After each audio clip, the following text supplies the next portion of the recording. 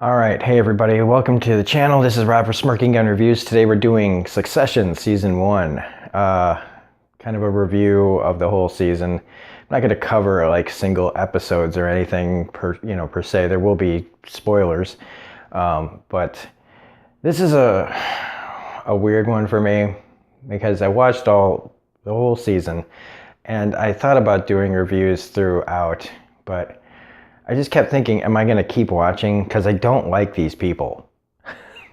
Like, I don't root for anyone in this. In the first episode, I thought maybe I'd root for Greg, but I fucking hate Greg. I think I might hate Greg more than anybody else on the show. Cousin Greg or Gary or whatever. His name is Greg, right? I've got my stupid tablet here. To like make sure, yeah, Greg, I think I hate him the most because he's like this, the poor side of the family, and he's the one trying to get in, and that desperation of the poor trying to claw its way into their side of the family. And it's there, there's so many people out there. There's so many of us who would like to, if we knew somebody that's rich, how we'd want a piece of that. People that win the lottery, all of a sudden all your poor relatives come out of the woodwork. And there was just this desperation to the Greg character that just made me want to, every time I see him, I want to punch him so hard in the face it hurts the person next to him.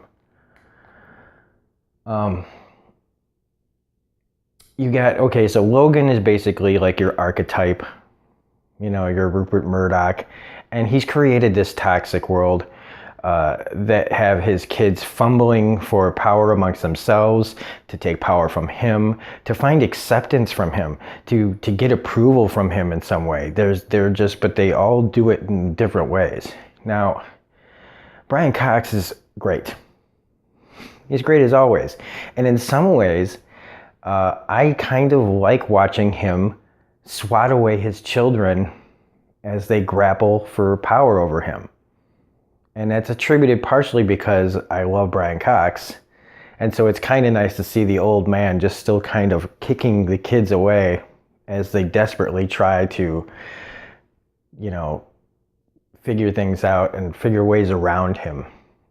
And especially because he has that like stroke and people are trying to prove competency and things like that. And he just won't go away. He's that big fucking cockroach. Now, I don't agree with his politics. I don't agree with how he wants to control the television stuff and everything, but that kind of doesn't matter. And so let's talk about, let's see. Well, you got Kieran Culkin, who is still doing his young Robert Downey Jr. impression that he did in Igby Goes Down, which back then was like, oh, cool. All right, this guy reminds me of a young Robert Downey Jr. And that's pretty, it was pretty interesting.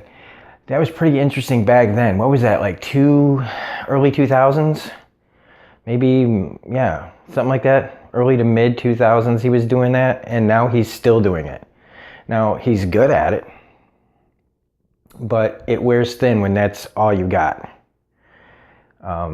Because in the end, he is the youngest of the family who really knows nothing other than the upside of being rich and doing nothing and not knowing shit and just getting by on his family name. And you pretty much have, with the three kids, the different sides of like a rich person's personality that you wouldn't want in just one person. So they spread it out over three of them. Now, the girl, Shiv, that they call her, that's not her real name, it's like her nickname. She's getting married to, I want to say his name is Doug. Tom. Okay, now Tom might be my favorite character. So she's getting married to Tom, but she has a history of cheating on him with this guy that's like helping like a politician get elected, him, Eric Bogosian character. Eric Bogosian, who I could watch all the time. I love him. He's not in enough stuff. She kind of just wants out of it. She doesn't really want to be a part of this, but she does. Like in some way, she's the one that's lying about not wanting anything. And she's marrying this guy that she says she loves. And he's that guy that, you know, is marrying into money, marrying into power. And I do like how he treats the Greg character, because he sees Greg as like a threat. Like, because I think he sees in Greg what he is. He sees his own like desperation to be a part of this, and that he wouldn't want Greg to hurt his chances on being, you know, what he can be. And so he's kind of like the big brother who likes to pick on this guy, and he really fucks with him like a lot, and you never know like if he's serious or not. He just constantly makes this guy feel at unease, because again, it's everybody grappling for whatever power they can get. Tom is also just really funny and awkward, and his bachelor party is pretty funny. And even in the end, when they get married, and the way he finally like gets to go confront the guy that she had been cheating on him with, was pretty satisfying. And while I don't want to see any of them really succeed, there are moments that really work where I don't sympathize. But there are moments where I just enjoy watching these characters struggle. And I think maybe that's the point, is that nobody, even by the end, really gets what they want of the first season. In fact, things for some people are even worse. And so as long as this is just a struggle where everybody just keeps trying and failing, and like seeing how far their attempts to try and fail keep going, and the stakes are getting higher, and they fail, and higher, and they fail, and higher, and they fail.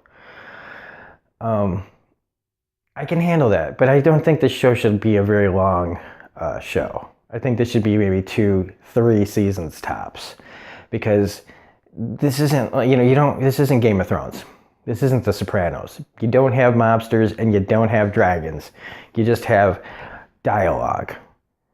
And dialogue can carry you pretty far. But in a show like this, I don't feel like it can carry it that far, that long, without just going, Let's see, what else do we got? We have Alan Ruck, who is the other sibling. I forgot that there's a fourth one. It's easy to forget he's in here because he's the one who's kind of the outsider. He's a nut.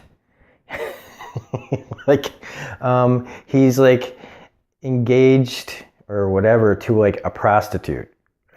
He's the free spirit. He's the oldest one out there who's just he kind of just picks up causes, he picks up things, and he runs with it for a little while until he gets tired of it. And that's all I really got to say about this guy, because he's just kind of delusional.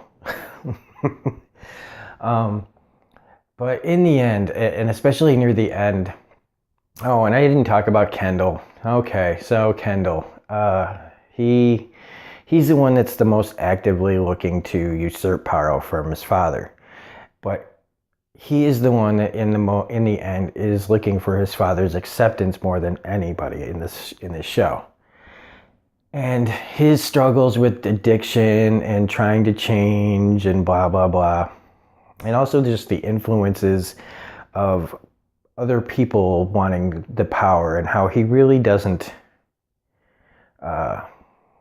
he can't do this on his own, just like he's never been able to do, like any of these kids have been able to do anything on their own. So the people are surrounding this company, they all have their own agendas too. And so he's, the people that want to help him take this company down, take the company from his father, are just as bad as his father. And really you're just switching one, bad situation for another, except your dad's not in power anymore. It doesn't necessarily mean that Kendall's going to have a lot of power either. And it just becomes this desperate, like, he'd rather blow everything up than lose to his father. But in the end, his father still gets it over on him, because his addictions lead him to an accident. Very Ted Kennedy. A person goes over the bridge with somebody, the rich person gets out and lives, the other person dies, and then they cover it up. I do like how Kendall plays it when he comes back, where he's just waiting to be caught. And trying to cover it up, and then how he feels guilty until he feels like he got away with it. And he starts to breathe. And then his father brings him in and pretty much just ends all that. And then you see the breakdown. And it's just how his father just reels him back in. And that's the other thing, is that, you know, this world that Brian Cox's character, Logan Roy, has created, there's no other way for these kids to turn out. He built this world where all they're going to be doing is fighting and climbing over each other for whatever they can get from him. And so it's just it's an unending cycle. And the only way that any of these people would ever really be free is if they just didn't have anything. If they had to build their own thing, you know. And maybe that's what they should be working on, is instead of trying to take this company over, create something of their own with the money that they have. But they don't. I mean, I think Shiv might be trying to a little bit, but the rest of them, you know, I don't know. So that's about it. I mean, I would like to see more about how the world looks at this company, you know, that their company, because they have protesters and they talk about the, you know, kind of the agendas of like the Logan Roy, and, you know, with the TV things and the political ramifications of their company and things like that. I would like to see more of that in this, if the show would want to keep going, if they delved into that a little bit further, and broadened the story out instead of just being a dysfunctional rich family story. It might get a little more story out of it, might be a little more traction out of it. But other than that, it is worth watching as long as you kind of look at it through a microscope of just general weird curiosity about how the rich just are as miserable as everybody else.